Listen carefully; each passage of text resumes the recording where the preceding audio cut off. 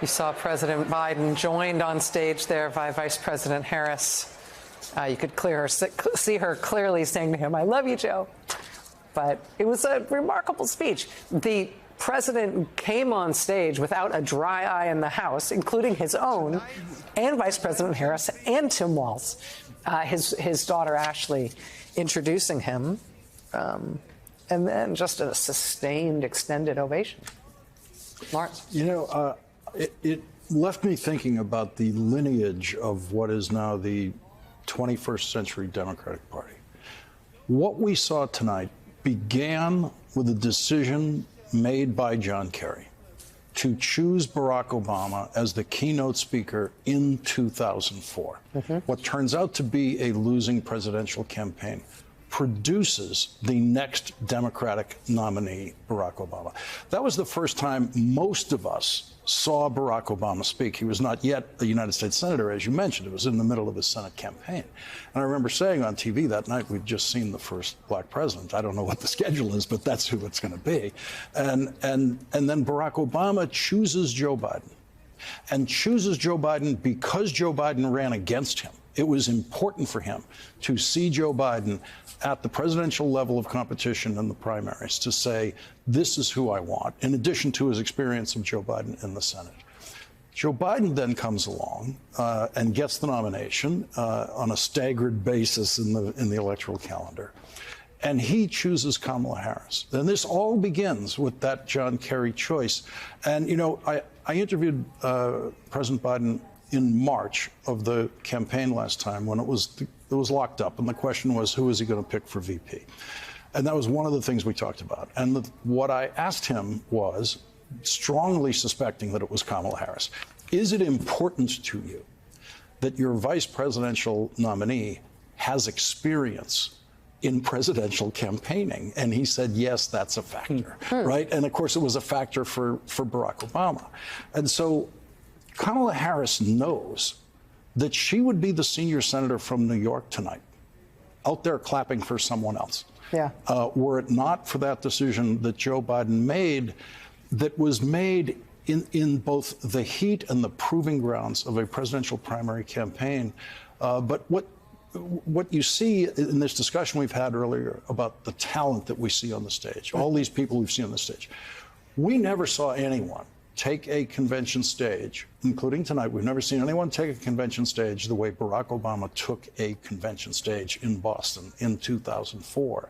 And so the talent we've been seeing and will see this week tonight, you just have to ask yourself, who's the Obama? Who is it who we're going to see? But what you can be sure of is you will be seeing these people. Yeah. And that the decisions made just in terms of who speaks at these things defines our politics in ways that are completely surprising and unpredictable.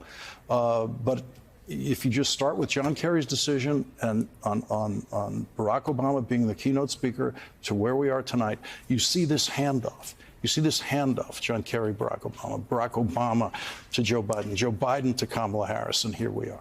You never know if the person to whom you're handing off is going to be able to run with it in the way they can. But you are giving them their chance. The enormity of the decision. Yeah, the exactly enormity of these decisions of who are you choosing as vice president. And we've just seen it become so enormous in the biggest possible way in the choice Barack Obama made and in the choice Joe Biden made. And we also saw it in the way that Joe Biden credited Vice President Harris with some of the accomplishments of their time governing, talking about her role in the hostage negotiations, for example. I mean, it's very specific and important stuff that they've shared in governing.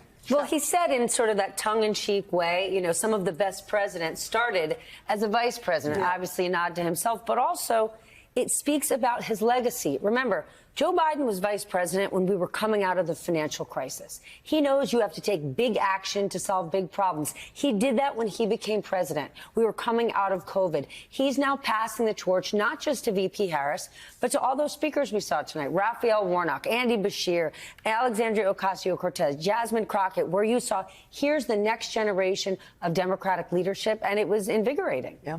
Jen? You know, watching that, there's a lot he's accomplished. He went through a lot of it in that speech, and we'll hear more of it over the next couple of months. But what struck me is when he talked about how character is destiny and progress is possible. And when people remember him, they will, yes, remember that the price of insulin has been capped and what he did for the climate crisis, but they will remember his character and who he is as a human being. And I think you saw that in the speech, how he talked about Kamala Harris, how he ended the speech, how his family embraced him.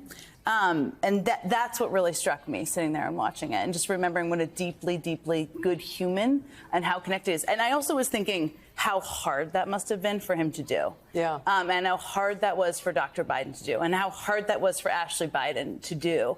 You think about like when somebody wrongs, like if somebody wrongs Susan, you know? Don't even. If somebody wrongs somebody you deeply love, and then you have to go out in the country and say, it's okay. Yeah. We're It's okay. for the best. It's Yeah. for the best. We're standing up for democracy. And just the challenge of that, it really speaks to their character. And I think that's a big part of what No, people the sacrifice writ large for the family. Yeah, and it was that, in some ways, this sort of form content, incredible pathos to the whole thing because of that, the self-sacrifice. A man with a titanic ego. Let's be clear. Joe Biden, President of the United States, a formidable ego. The guy ran for Senate, was elected in 29 years, has spent 50 years in public life. This is someone who occupies a room. He likes the attention on himself, like all of these things, and also paired with like a deep sense of service and fundamentally contrasted with a person who lives their entire life in service of ego and avoiding ego death in Donald Trump, even if that means bringing down the constitutional republic so as not to brook having lost. And here you have someone whose last major political act is this act of getting up there to say, like, vote for her. Yeah. Thank you, Kamala. Like, that is, I mean, we've never said that. LBJ, as you said, was salty as all hell in '68 and basically wanted Nixon to win. You know what I mean? Like, what he did tonight, what Biden did tonight, is something that doesn't happen in politics. Like, it's an incredible thing to watch it happen in real time and to know that, like, he is hitting the marks and doing all this in service of something higher than themselves, in service of the country, in service of the Democratic Party, in service of American democracy. Like, that is walking the walk like I have rarely seen in my life covering politics. Can I just put a quick note on presidential and politician ego in perspective?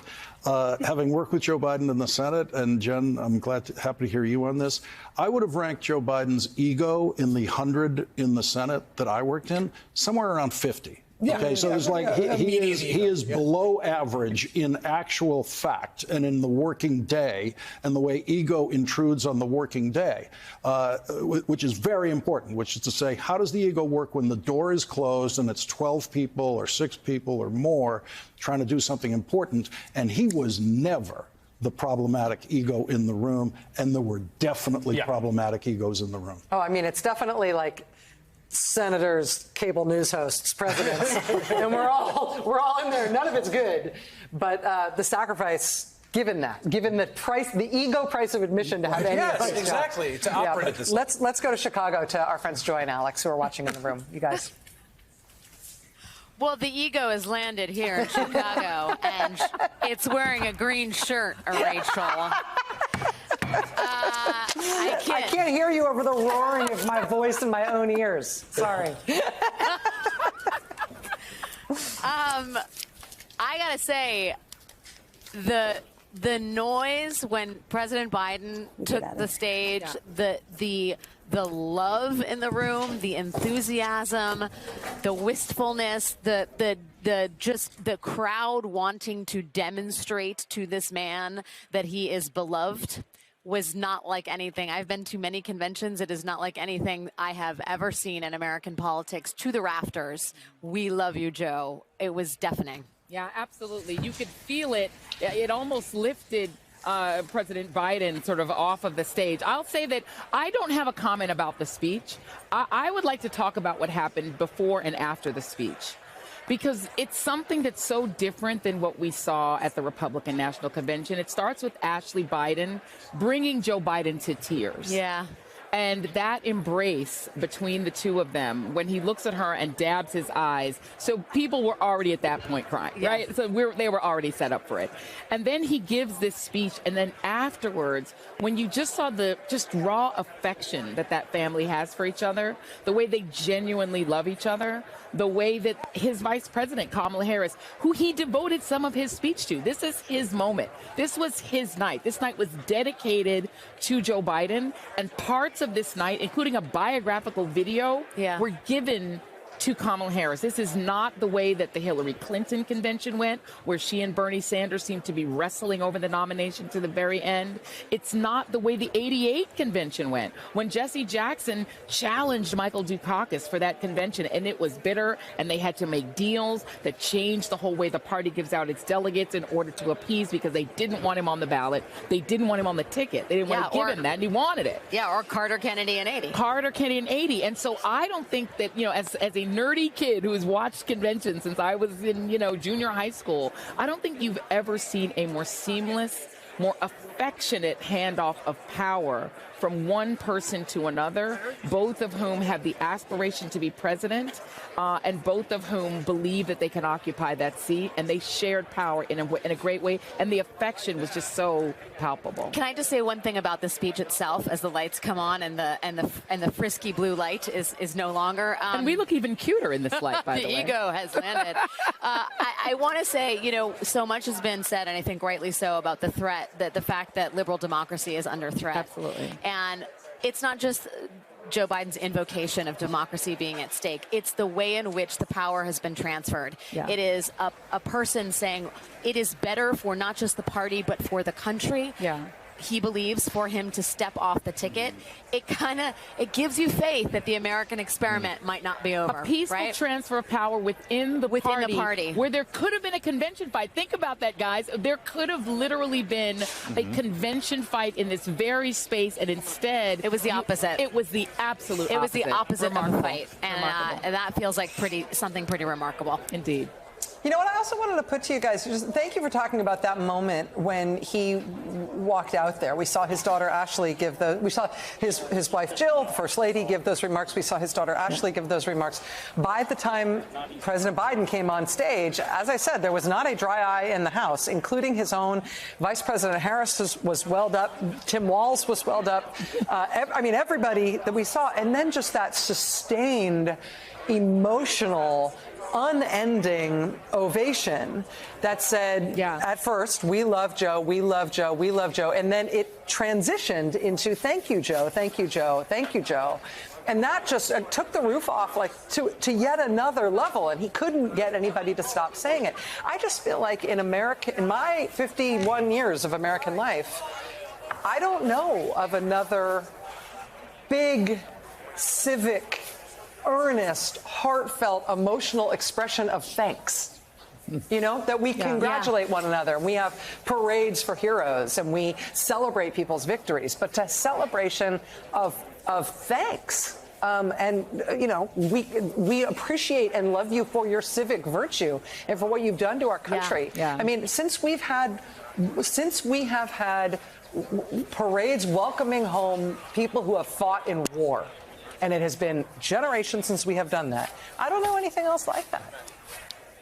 Yeah, by the way, I clocked it, Rachel, at 3 minutes and 58 seconds. I've got it on my phone. The numbers are there. It was extremely lengthy. And, and President Biden, he decided to kind of live in it. When Hillary Clinton was getting the same ovation, she was like, okay, stop. She was like trying to make it stop, and she couldn't make it stop. Yeah. But she also got the same kind of love tonight. Jesse Jackson got a sustained, appreciative response from this crowd. This is a crowd that came to celebrate its heroes and the heroes of democracy. And not just of the party. Let's be clear. This didn't feel like a partisan celebration. It felt like a celebration of the country. There was a lot of USA chants. Yeah, and gratitude at its core, right? The idea of, what you said, Rachel, this is civic service. Yeah. And the fact that these people have been servants shepherding the democracy forward, I think is a really powerful theme for tonight. And Biden said he was grateful to the audience, but really it was just such a palpable moment of public gratitude for someone who spent his life in politics. It was extraordinary. Can I also just ask you guys, having been there in the room, we're all watching from here, and it's been a pretty emotional night, I would say, altogether, of different kinds. I mean, Jasmine Crockett, the young congresswoman from Texas, who is so poised and so funny and so edgy. And as she said in her speech tonight, she has gone viral very many times for her actions, you know, including in committee. But there was actually a very poignant moment where I think it was made all the more poignant by her poise and by how in control she usually is and how clever she is when she teared up. And talked about her first meeting with Vice President Harris and the empathy and kindness that Vice President Harris showed to her. We saw that. We saw three women from Louisiana and Texas, three different women tell their personal stories about just incredible trial and incredible pain and loss because of the Trump abortion bans. And then we saw this lead up into President Biden, in which the waterworks just turned on everywhere. That's how it felt from here. When you guys were watching the sort of back half of the program tonight and seeing how things are resonating in the room, what stood out to you guys? Oh, Hadley Duvall. We both immediately started Googling the whole story, a horrific story that Hadley Duvall told. And it is the nightmare. It's the great American nightmare. A young woman raped by her stepfather and presented with that world, you know, this world in which a young woman who's suffered that kind of trauma is then ordered by the state to give birth to her own stepfather's child is so horrific. And I think Alex and I were both just marveling at how poised and controlled she was. I couldn't have done it. She did it. Yeah. I thought she was and there was a hush in the room. There was a sense of just awe of her in the room. And it really brought that issue of forced birth home. I think one of the things that's really struck me, Rachel, is, you know, the Republican National Convention was very homogenous, and the vibrancy of this convention, both in terms of generation, race, I mean, it just feels like the speakers are both holding up a mirror to the audience, and the audience is holding up a mirror to the speakers. There's so much, as you point out, there's so much diversity of experience, but the audience itself is diverse, and so I think people really feel their struggles are being reflected by the party writ large and by the people who are articulating the party platform. And so there's this very symbiotic relationship, I think, between the party public and the party elders that makes for like a real synchronicity, especially, you know, when these stories are emotional. Women see themselves in these stories. Yeah. Men see themselves in these stories. The young and the old. And it's a really powerful, I think, relationship between the people on stage and the people in the audience. Very inclusive. And just for the record, Tim Walz, I think, has been crying all night. Every time I look over, Tim Walz is overwhelmed, which totally makes sense. It does. It's overwhelming for all of us, and I would imagine it's especially overwhelming for Tim Walz. And can I tell you, the thing that was refreshing, not one negative sign. No signs that said mass deportation now. It was kind of refreshing. Yeah. It was all "We love Joe." It's like a love fest here. It was it was all this. That's all nice. Well, that's why we're dressed like people Christmas. Were definitely chanting. We decided to literally be Christmas for you all. There points out there was a lock him up moment during Hillary Clinton's speech. No, with love. Lock him up with love, I think they were saying. Lock him up this way, No. And Hillary Clinton did not. She didn't participate. Did not participate. She just kindly looked over them and waited for them to stop. Yes, but we do have to acknowledge that was said. But we should just say, when we were talking about Hadley Duvall, it was maybe one of her last lines she delivered, where she said, "What is beautiful about a child being told you have to carry your parents' child?" Yeah. I mean, a stunning statement. Her bravery, and people forget, she then introduced Andy Beshear.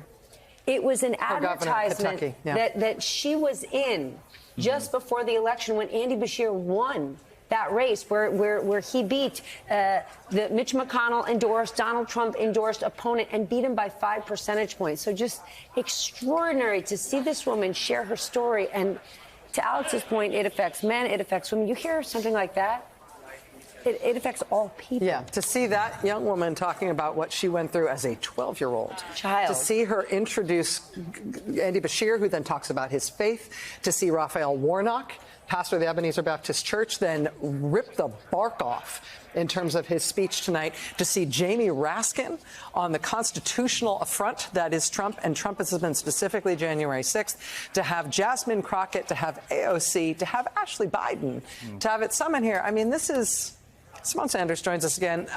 This was it did not feel like it was the way I thought it was going to feel. I thought it was going to be sort of an on-ramp, a crescendo all night to the Biden speech. It was not that at all. This was a very emotional, very effective and affecting presentation for hours. And it was necessary. There are already people, and I'm just going to say they're complaining that Joe Biden was on, not in. Why was he not on before 9 by 10 p.m.? 11 p.m. is an extraordinary time to be on television. I just like to say. Does the West Coast not matter? I mean, it was. That is a great point. It was late, but it was late because they had it wasn't just any program. It was the people who were speaking, they had something to say. The Democratic Party apparatus was telling a story tonight, was demonstrating, as I've said, the depth and breadth of who they are, what they believe, setting the tone for this week, frankly, and for the rest of this election. What it is they have to do, the stakes here, how far they've come, how they got here. You got to build the story. And then to see Joe Biden. Joe Biden has been in public service since he was in his mid-20s. Joe Biden knows what it's like to be a young person that has something to say, that wants to get engaged and get involved, that feels like the people in power haven't passed the baton to the younger generation. That's what Joe Biden was when he got in. When he was 29 years old, he was elected to the United States Senate. His first wife and baby daughter are killed in a car accident. And he said he didn't want to serve. And it was the senators in the United States Senate at the time that pulled him in, Republicans and Democrats, that made sure that he would be okay and told him that you need to be here. We need you. America needs you. The Senate needs you. America definitely needed Joe Biden. And to go from that 29-year-old young person to this seasoned president who won an election at a time, who won a primary that everybody said he couldn't win, who beat Donald Trump in an election where everyone said he was just in the basement and they didn't know how he was going to do it, and then became president of the United States, vaccinated America, cut bipartisan deals, and even the people who work for him, we were like, well, we don't know, sir, but we gonna do what you say do. I just don't know how he gonna do it, but he got it done. And then to say, and I'm still not finished, I still want to run. The people say, no, you're not. Joe Biden says, yes, I am. And then he says, you know what? I need to do what's best for America. And then while everybody else was playing checkers, Joe Biden was playing chess and said, I'm passing the baton to my vice president, the person who has been loyal to not just me, but America throughout this entire process, the person who I said is the representative of what the future of this party is. That's Joe Biden. So if he wanted to speak for 25 more minutes now, I would have been like, I want to go to sleep now, Rachel. I'm a kid, Rachel, from a hotel room. But he deserved this night and so much more. It was a privilege of my life to work for Joe Biden. And America, that's a great American president. I'm not going to top that. We have much more of our special coverage of night one of the DNC ahead here. Oh boy, this is going to be a week. Don't go anywhere. We'll be right back. What will our children say? Let me know in my heart when my days are through. America, America, I gave my best to you.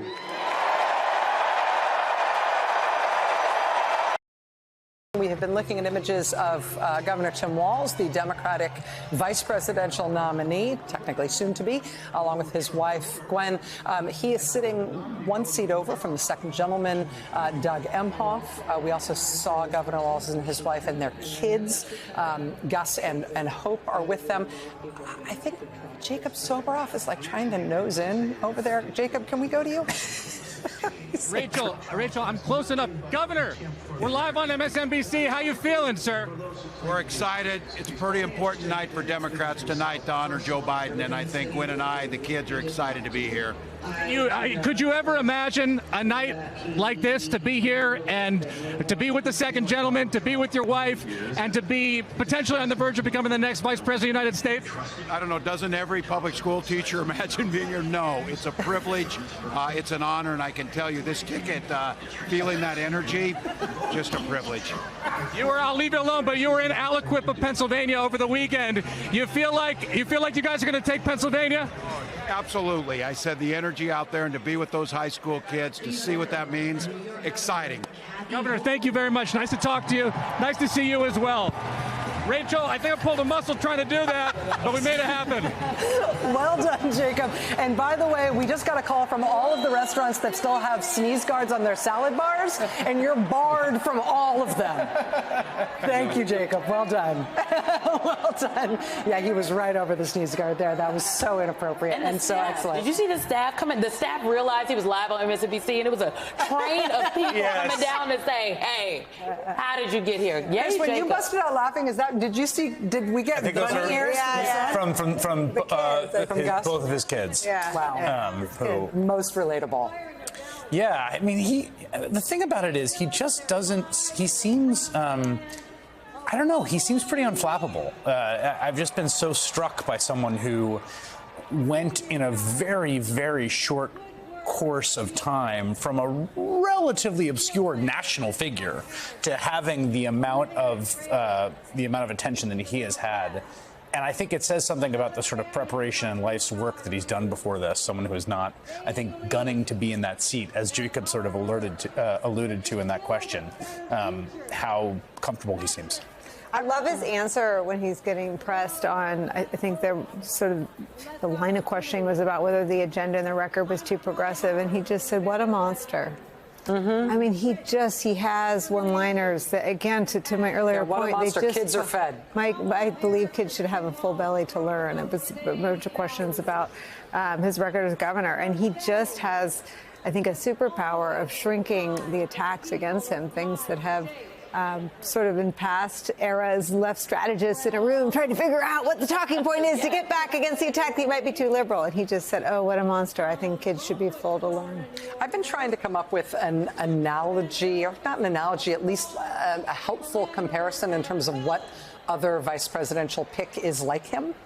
And I'm still on home plate, nowhere near first base. Cannot really come up with anybody who he reminds me of in politics who's ascended, as you say, Chris, this fast, but who also brings these particular kinds of talents to the ticket. I'm not saying he's the best vice presidential nominee that we've ever had in this country. I'm just saying I don't know anybody else who performs quite like he does or who he reminds me of. You know, maybe the closest, and it's a stretch, you're right, so I will stretch it, is Harry Truman, who had this plain-spoken quality about him, but so did the president he was running with. I mean, Franklin Delano Roosevelt had no problem communicating with anyone, but Harry Truman had that Midwestern plain-spoken thing. He was not an Ivy Leaguer, he was from this whole other world. And that's kind of the closest I think we have to it. But this is unique. This is someone who we really haven't seen at this level of prominence on the national stage. Well, part of it, too, I have to say, is someone who, no shade on anyone with who are sort of young men or women in a hurry and were, ambitious. I know quite a few of them. Some of the people I love the most in my life. You just didn't get the sense, and this is where I think the Truman comparison is. Tim Walz was not at 18, imagining himself at the DNC giving a presidential speech. And there are lots of people in politics who did. And again, no shade. I really mean that. But I think the quality you're identifying there is how distinct that is. That just was very clearly nowhere in the mind of 18, 22, 24-year-old. He's the only public school teacher in our history who has made it onto a ticket. Lyndon Johnson taught public school for a year and a half. But this is the real deal. And it's kind of extraordinary when you think about it. Of all the occupational tracks you could take in this country, and as long as we've had public education, this is the first public school teacher, the first real school teacher to end up on a national ticket. And you don't go into, 20 years of public school teaching with political ambitions. That's not where it begins. I am here with Congressman Jamie Raskin, the great Congressman Jamie Raskin, who's going to be speaking tonight. Congressman, I'll ask you the same question. What are you looking for tonight? Is this going to be a night when you're expecting more tears, more joy, more what? It's going to be about the remarkable journey that Joe Biden has been on over the course of his career through all of the great movements of our times, the civil rights movement and the women's movement and the environmental movement. But it's going to be about the future and what it really means to pass the baton. I mean, he has made a decision that is so rare in American politics that it astonished people, and some people, like Donald Trump, still can't even comprehend it. He can't synthesize. He thinks he's going to swoop in somehow and try to take it back, take his nomination back. Yeah, he cannot compute that.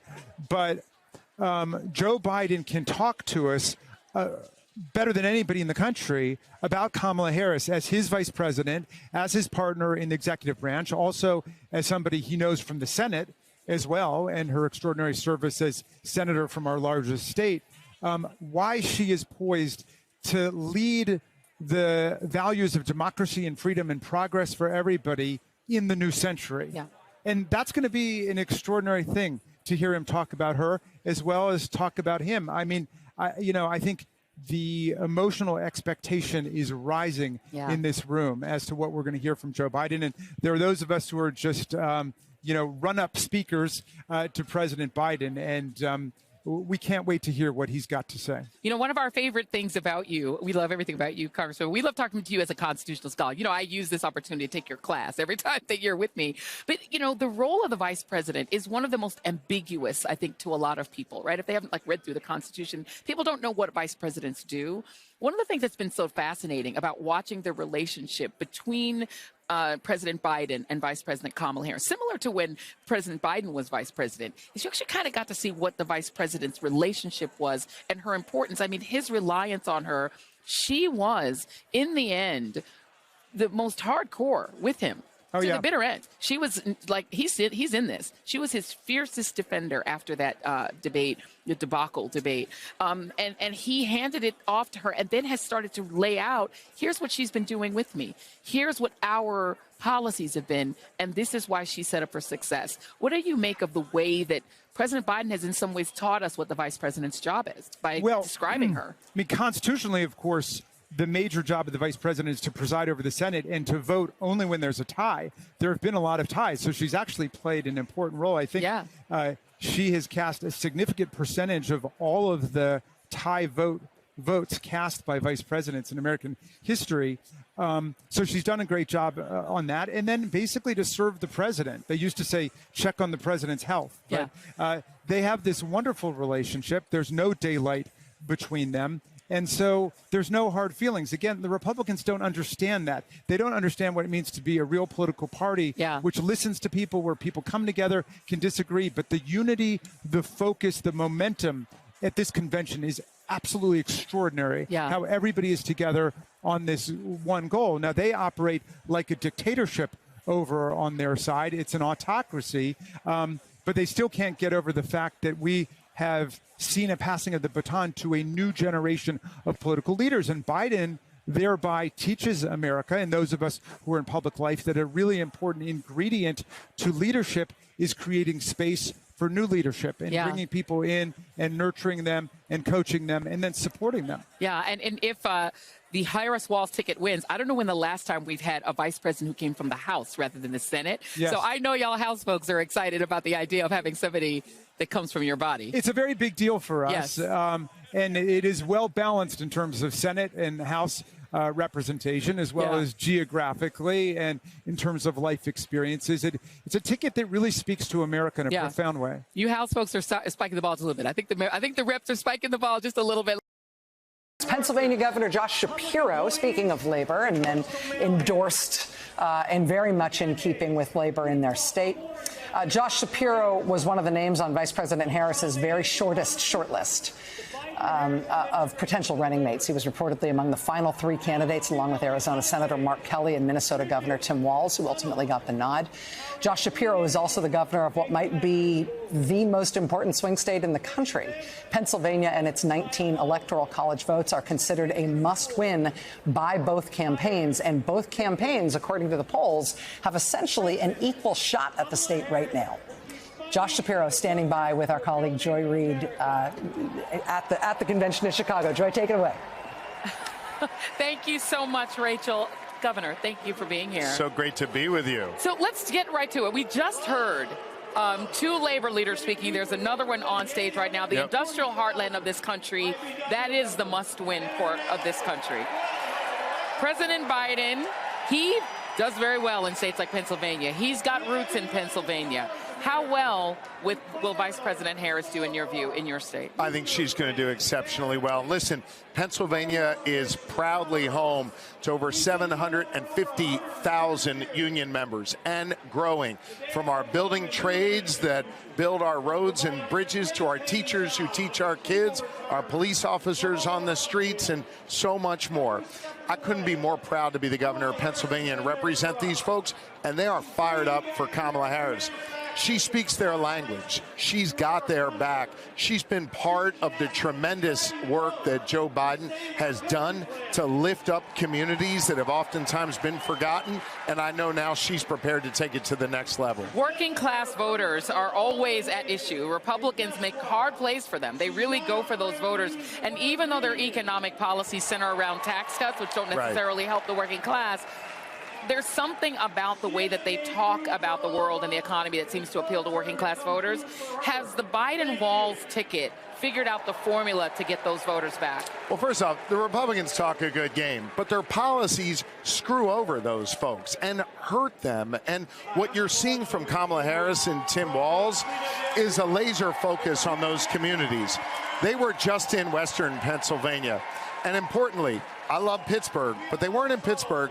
They were in Beaver County, Pennsylvania, a rural community outside Pittsburgh, talking about cost cutting, talking about job creation, meeting people where they are. That's important. Remember, Barack Obama's first rally in 2008 was in Beaver County, showing up in those communities that have oftentimes been forgotten and left out.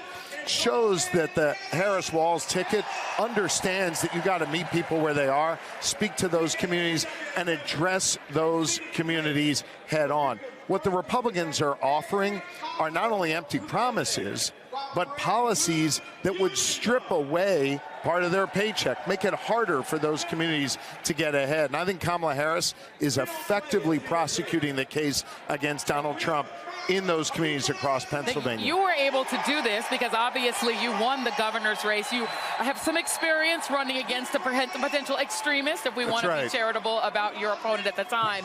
So talk about the way that you put together that map, because Western Pennsylvania is quite rural. There are rural parts of your state. Those voters often seem to be out of reach for Democrats.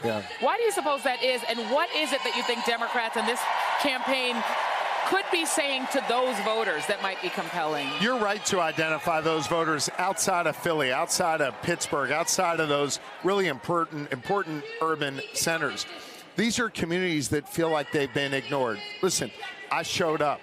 I made sure I listened to their concerns. I've delivered for them as governor the way Joe Biden and Kamala Harris have delivered for them as president and vice president. There's a small town just around the Pittsburgh area named Esplin, Pennsylvania, a largely minority community where folks for generations have turned on the tap and lead-filled water has come out. Parents not being able to give their kids clean drinking water till Joe Biden and Kamala Harris came along and replaced those pipes that went to people's homes. That's an example of meeting people where they are and addressing a real concern. There's example after example of that Kamala Harris has been engaged in and involved in, and now she'll take that further and deliver for those communities. It's about showing up and have a plan to address those neighbors' needs. And Kamala Harris and Tim Walz do. And I think what you're talking about is one of the reasons you're a very popular governor. You've got very high approval ratings. It's one of the things that made you attractive to Kamala Harris as a potential running mate. You wound up not being the running mate, but it sort of turned into the Avengers, right? All of those of you who were on the short list are sort of all coming to the rescue of the campaign. For you, you did make a very spirited defense of the Harris-Walz ticket, and you talked about the fact that people on the other side, in the Republican side, tried to accuse that ticket of foregoing you as a running mate because of your faith. Yeah. What do you make of the fact fact that they're trying that at the time when you're vigorously supporting the campaign. And what do you say back to them? Well, look, the person leading that effort to inject that into the dialogue is Donald Trump, someone who has absolutely no credibility to speak about anti-Semitism or hatred or bigotry in any form, because he is someone who pushes that into the dialogue. He is someone who divides Americans.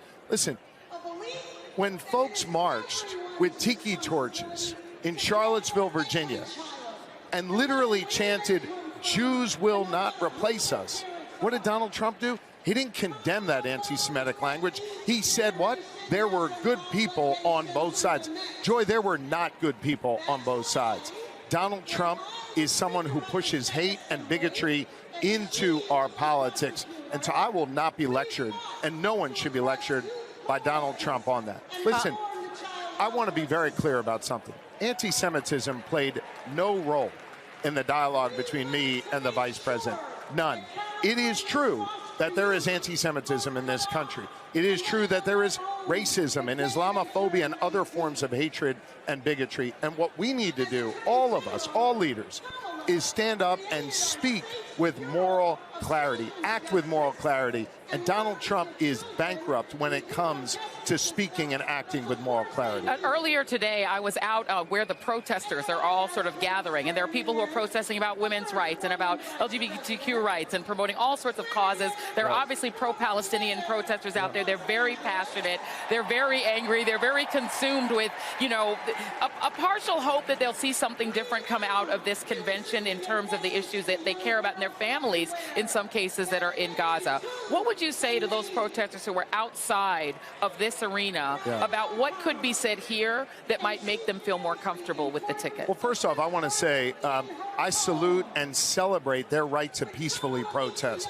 Follow the rules as established by the mayor and others here, but to make sure their voices are heard. And folks need to listen to them. Listen, I'll tell you how I feel. I mourn the loss of life in Israel on October 7th. The hundreds of hostages taken, including American hostages. We need to bring them home. I also mourn the loss of thousands of innocents who have died in Gaza. I think it is possible to hold both concerns in your mind and in your heart. I think it is possible to see Hamas as the terror organization that they are, but also, like me, want to see a two-state solution with Palestinians and Israelis living peacefully side by side. I know that feels very far right now from reach, but I think what we have to do is understand the very real concerns people have, understand that the death we're seeing is incredibly upsetting and something that we need to end quickly with the return of the hostages and a bringing of some type of peace. And I want those people who are protesting to peacefully have their voices heard, and I want them to understand that here in this hall, people understand their pain. They want to see an end to this war and a return of these hostages. We're listening to some music happen here, and one of the things that's been really striking about this convention is the diversity. Is the fact that everybody is at this party, and it does feel like a party here. I think people here are very excited. But this is going to become very emotional in a very different way. Talk to me about two things. One, the diversity of the party. You're a young man. You have grown up in a party that is unlike anything that the Democrats looked like a generation ago, right? And Joe Biden comes from an older generation, and yet he is the leader here. Talk about Joe Biden, if you could, and his leadership, and about the diverse party that he leads. First, on the diversity, it's beautiful. It is wonderful to see people from so many different walks of life coming together and understanding one another, respecting one another. Listen, I believe the Democratic Party is wonderful because no matter what you look like, where you come from, who you love, who you pray to, you have a place here in this party. That is something I salute, I celebrate, and something I try to surround myself with when I'm governing in Pennsylvania. Joe Biden has been doing this a long time. I think your words where he kind of comes from the old school, yet look at how Joe Biden has been able to bring people along with him. people who don't necessarily look like him or think like him. He's helped build a party that gives them a place where they can thrive and flourish and where their voices can be heard. It's a beautiful thing, Joy. Yeah, a legitimate star in the Democratic Party, a member of the Avengers who will be defending this ticket, the Harris Walz ticket. What do you think of Tim Walz, real quick? I think Tim Walz is awesome. Yeah. I got to tell you, Lori and I consider Tim and Gwen to be really good friends. Yeah. And we are so excited that America is getting to see them. He's a wonderful pick for what the vice president wants as a vice president. And I got to tell you, he's going to do great things for this country. I think we see why he is a star, everyone. Governor Josh Shapiro. Thank you, Joy. Thank you very much. Much appreciated. Back to you, Rachel.